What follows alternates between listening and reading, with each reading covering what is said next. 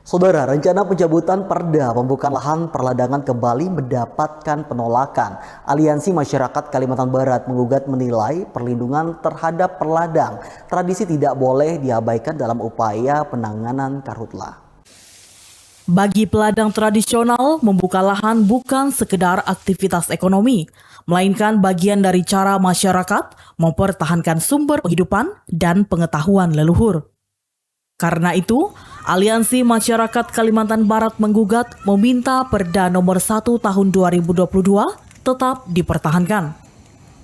Mereka menolak pencabutan perda tanpa kajian yang melibatkan masyarakat, khususnya peladang, yang selama ini menjalankan praktik perladangan secara tradisional. Ini yang jadi permasalahannya, sehingga waktu Prabowo kunjungan ke Pontianak kemarin, kami di sinilah pergerakan kami termulai tergerak gitu. Dan akhirnya yang menjadi sasaran empuknya yang membuka ladang dengan cara dibakar. Padahal seperti yang kita sampaikan pada waktu orasi tadi, kita tidak pernah melakukan pembakaran hutan dan lahan, tidak pernah. Yang kita bakar yaitu ladang kita yang sudah memenuhi apa perda. Yang kemarin tahun 2019 yang ditangkap itu 3 KK hanya 0,8 hektar. Dan bakarnya pun tidak ada merembet ke hutan.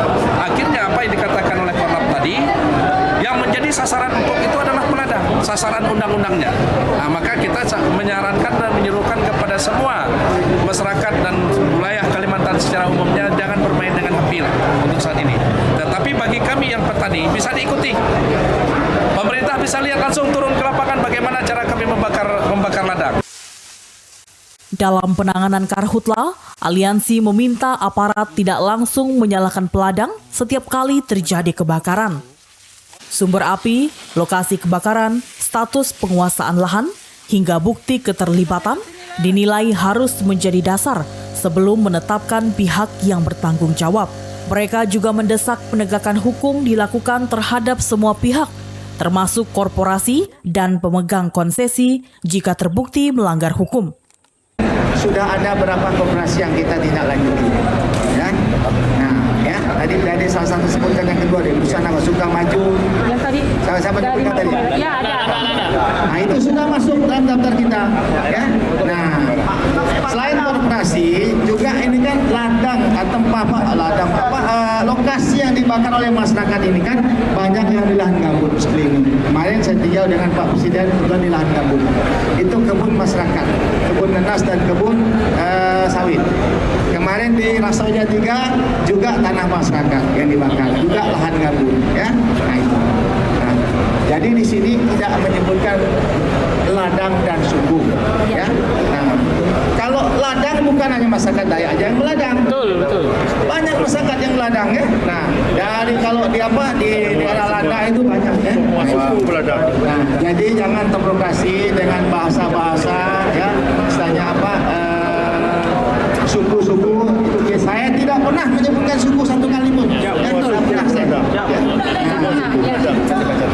Ya, jadi itu saya rasa sekali lagi kebijakan kami, ya, bersama Pak Ketua DPRD dan juga seluruh anggotanya juga dari OPD kami sudah sepakat, ya.